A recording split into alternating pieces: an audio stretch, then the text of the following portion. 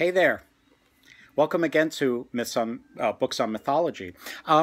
This video is going to be kind of different from what I did previously. In previous videos, I went through different regions and different civilizations and presented their mythology or their books that you can learn their mythology from. I mentioned a lot of epics in those videos, such as the Epic of Gilgamesh, the Song of the Nibelungs, the Iliad, the Aeneid, and others. But you know what? There's a lot of really great epics that belong to other mythologies, but there's not too many other books on those mythologies, so I couldn't do their own video. But in this video, I'm gonna bring up various epics that I think are really wonderful, very unusual, and a few other books that might have other stuff on this particular culture's mythology. So to start off with, I'm going to tell you the Epic of Turkey. It's called the Book of Dede Korkut, and it's a Turkish epic. This particular version is translated and edited by Sumer, Uysal, and Walker. I don't know if you can see those three names. And I learned how to pronounce that when I was in Turkey, and I asked. Otherwise, I didn't know what to call it. The Book of Dede Korkut. Basically, there's also a Penguin edition of this book, by the way. I really like this book. It's not too long. It's not a long narrative. It's basically a series of tales. They're standalone stories, but there's certain stock characters. There's certain central heroes that reappear from story to story. This book was really amazing in the sense that it really gave you a feeling of the steppe of Central Asia and yurts and carpets and fighting on horseback and arrows. And I know when you think of modern day Turkey, you don't think too much of the steppe, but according to the author, according to this translator, he talks about how these stories originated before the Turks actually made it into Turkey. They started out in Central Asia, and they started migrating westward into what we know in Anatolia, and established themselves there and became the modern Turks. When they were in Central Asia in the steppe area, the main tribe is called the Oghuz Turks, which I guess might have been a little different from what we know as the Seljuk Turks, which we know from the Crusades. So basically, these stories originated when the Turks were still kind of living in the steppes of Central Asia. Okay, and there's really great stories in here. There's heroes, there's Amazons, these women that fight just as well as the men. There's one story about one hero who made a deal with Azrael, who's sort of the agent of death, and how if Azrael tells this hero if he could find somebody to die in his place, he won't take him away. Stuff like that. So good book. Okay, moving on. Let's move on to Arab epic. With Arab epic, I know we know about the tales of the Arabian Nights, the 1001 Nights, but there's other stuff as well. There's one really huge long epic. From what I understand, it's absolutely huge. In English, there's some short versions. I don't know how easily accessible it is to get a big meaty translation, or at least a big retelling. I haven't been able to find it, but there is this nice little short book that I found, which I really like. The main hero is Antar, and in this particular little English version, the Epic of Antar is called Antar and Abla, but I believe originally the epic is the Epic of Antar, and a Bedouin romance. And this particular version is by Diana Richmond, and it's a little skimpy, but it has some real nice highlights of the story of Antar. And Abla is actually his love interest. Here's Antar, and here's Abla. There's actually a piece of great music called Antar by Rimsky-Korsakov, who gave us Scheherazade, and this is really a great little story. Arab comes from a high, powerful family. I forget if his father's royal or just a high very powerful, and what happens is that he's the son. His mother was very dark-skinned, so his father didn't pay much attention to him. But he had amazing fighting ability, and he was very strong. So when his tribe was in deep trouble and needed his help, he said to his father, "What do you want from me? I'm only black." So the father promised him, "Okay, help us, and I'll give you full honors and full recognition and everything." And that's part of the story of Antar. He goes on many adventures. This book really gives you the feel of sand, and camels and oases and trips to Mecca, because even before Islam, Mecca was a kind of a holy place, and there's some of that in here too. So interesting story of from the Arab world, Antar. Okay, now there's another epic, and this English version is it's not 100% complete, but it's pretty complete. It's called the Adventures of Seif Bende Yazan. The Adventures of Seif Bende Yazan, an Arab folk epic. And this particular version is translated and narration by Lena Jayyusi, and it's put out by Indiana. And this is a really great little a great Arab epic. It basically tells the story of Sayf and how he's this hero, and he's destined to fulfill a prophecy where he's going to control part of Africa and the Nile, and some people want to stop him. He fights against monsters and his own mother, because she's pretty evil. His sister is a Jinn, which I thought was really kind of cute, so she helps him whenever she can because she has supernatural powers, because she's a Jinn. The Jinn are magical beings made out of fire. That's part of the Arab folk belief, and yeah, so it's a very, very interesting Arab epic. So if you're interested in Arab epic, this is I really think it's a pretty good book. Now there's not too much, at least I found, on general Arab myths and legends apart from those two epics and the Arabian Nights. But then I found this. I know it looks like a kid's book, but it's really not. It's called Fables, Cities, Princes, and Jinn, from Arab myths and legends, and the author is Al-Saleh, right there, and this is a really beautifully illustrated. Let's see, let me find something. Really nicely illustrated book. It contains some stories from the Arabian Nights, but it contains many other stories I've never heard of, stories you probably never heard of. One story, for example, is the origins of idol worship and how that came into being, because, before the Arab world became Muslim, they were idol worshippers. So there's a myth about that, and there's all other kinds of myths that are very unusual, strange creatures and stuff like that. So a pretty nice, lovely illustrated book on the Arab world. Okay, moving on.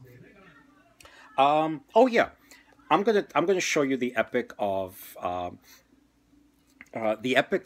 Tibet. Okay, this is the epic of Tibet.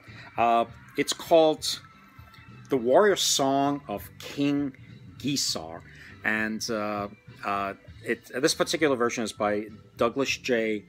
Penick, and yeah, The Warrior Song of King Gesar. I have another version here. It's very old. I got it used, and it's called The Superhuman Life of Gesar of Ling, and this particular version is by Alexandra, David-Neel, and Lama Yongden. See that? They're both really good. I like them both. I think they're both very well written. I like this one slightly more because it's a little beefier. It's got a little more to it. But yeah, epic of Tibet. What happens is that it's basically about this great evil comes into the world, and there's a lot of Buddhist influence in this. So basically, there's these people who have been they've achieved enlightenment. Their souls are now living in a state of nirvana, and they're having a discussion among themselves, saying who's going to incarnate themselves on Earth to help fight off this evil. And one of them finally decides to do it, and he becomes incarnated as a human called King Gesar, and he fights all kinds of evils. So it's a good versus evil type story. I mean, what kind of story else is there? Okay, so that's it. So National Epic of Tibet. Now, I actually found another nice little book. If you're interested, if that what's your appetite and you really want to read more about Tibet, I actually did find another book that is about Tibetan mythology, and actually not only Tibetan but Mongolia. Sometimes Tibet is lopped in with Mongolia, and it's called it's by a Time Life book called Myth and Mankind, and it's called The Diamond Path, Tibetan and Mongolian Myth. And this is really great. It talks about the Mongolian section. It talks about its own epic literature, which I found really fascinating. And in the Tibetan part, among other things, it talks about their pre-Buddhist religion called Bon. So this book was really helpful. It filled in some gaps in terms of Tibetan and Tibet and Mongolia. Okay, moving on. There is this other book. I'm going to tell you now the Epic of Georgia. Okay, not the state, Georgia, the country, the country by the Black Sea. Supposedly, it's in ancient times. That's where Caucasus was. Remember Jason and the Argonauts? They sailed to Caucasus to get the Golden Fleece. Well, modern times, supposedly Caucasus is Georgia, and this is the Epic of Georgia. It's called The Night in the Tiger Skin, and it was written a long time ago. I forget exactly when, approximately 500 years ago, maybe, but I might be off. Shota Rostaveli, and it's The Night in the Tiger Skin. Sometimes this book is The Night in the Panther Skin. So if you type in Night with the Tiger Skin and Panther Skin comes up, don't worry, it's the same story. And this is a really very unusual epic. I never read anything like it. It supposedly is so treasured in olden times. It would be passed down. Certain editions would be passed down. I believe it would even be like part of a dowry. There was one cleric that got so mad because he felt that it was rivaling the Bible in popularity that he tore up a bunch of copies and threw it in the river. It's basically the story about a guy who becomes separated by his lady love, and he comes across a couple of other heroes, and together they try and reunite him with his love. And so basically that's what it's about. But it's very unusual. I have to say that. And so again, Georgia, National Epic of Georgia. Now I'm going to tell you another interesting epic.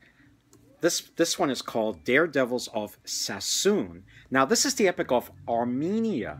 Yeah, they have an epic too. Armenia, Daredevils of Sassoun. This particular version is Leon Surmelian. And supposedly this book, the stories that go in this book was, I believe, collected sometime compiled in the 1800s. But the stories go way back, but it was compiled in the 1800s. And this particular English version is by Leon Surmelian, and it's the Epic of Armenia. And this epic is sometimes called David of Sassoun because David is the main hero.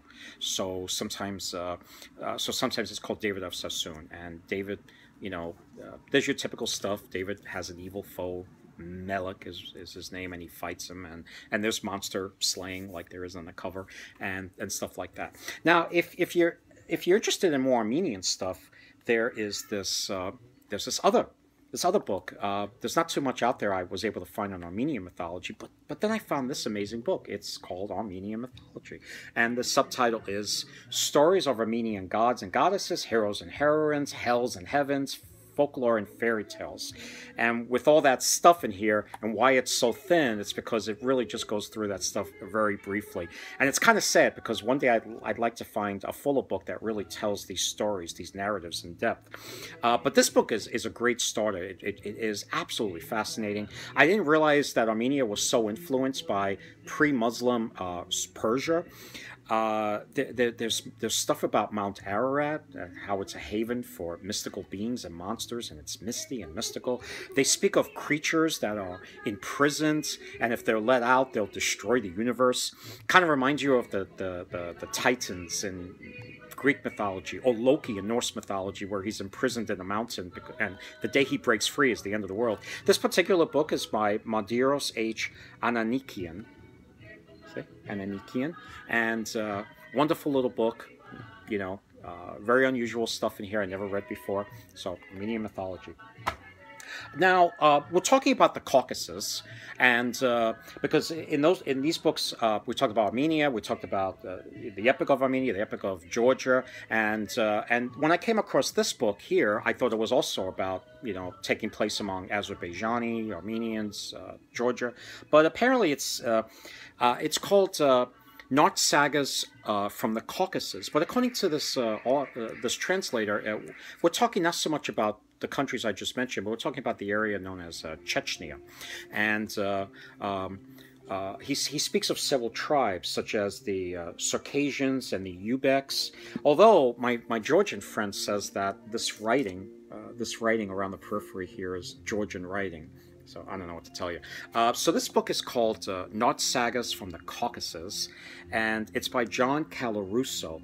The Caucasus, of course, is a mountain chain. Not sagas are basically not like old, ancient, bigger-than-life heroes, and so not sagas are basically, long time ago, there were these amazing heroes that all had all kinds of adventures. Now, again, this is not one long continuous narrative. There's various many. It's a group of stories, but as he goes from people to people in the Caucasus, some of these stories repeat. And one story is all about how one guy lusts after this main sorceress type person, and he throws an arrow at her, and the arrow is a euphemism for something else. He misses and hits a rock, and the rock gets impregnated and gives birth to one of the heroes of these stories. You gotta deal with this stuff when you read mythology. But otherwise than that, this is a very unusual find, this book. I never read anything like it. It's got a very interesting cover, people in traditional dress. So again, Not Sagas, very unusual book. I'm going to talk about another book. This book was very unusual. It's called The Adventures of Amir Hamza, and it's a special abridged edition. Don't worry, it may be abridged, but it's long enough. I had enough reading this. I was filled up. I mean, I liked it. I can't say it's one of my favorites, but it was pretty good. This particular translation is by Faroki on the bottom here. Faroki, and it's The Adventures of Amir Hamza. Now, where this story originated, what civilization, what culture, I'm not sure. I read the introduction. The translator talks about how this particular version he took from an Urdu version. Now, Urdu is the language of Pakistan, but supposedly this isn't simply Pakistan's national epic. Supposedly, this book is very popular all over the Orient. Supposedly, there's a Persian version. I understand that the person who first commanded it to be written down was a Mughal king. Now, when you talk about Mughal kings, now you're talking about India. You're talking about Islamic India, because the Mughals were Islamic rulers. So where this book originated, I don't have a clue.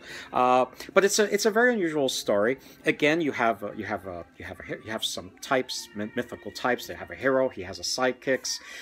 He falls in love with. He serves a king who's from Ctesiphon. His capital is at Ctesiphon, so that tells you that the king is Persian.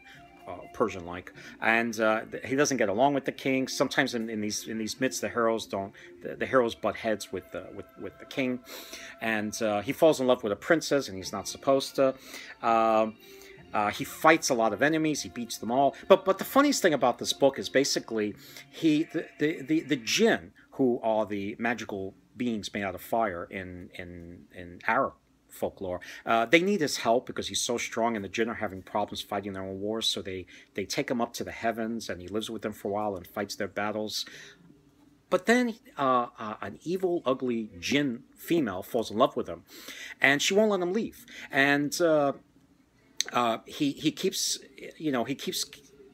asking to leave. The other Jinn are trying to help him to leave.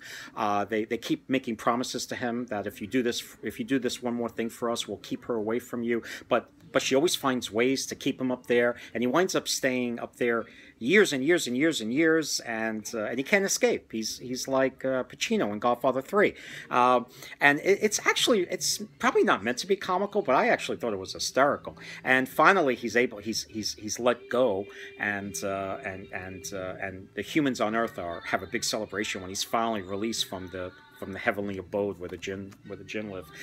So if you want to read something very unusual, Adventures of Amir Hamza. What else do I have? Okay, well, okay, that's it. That's it. Unusual epics and unusual mythologies. Until next time, happy reading.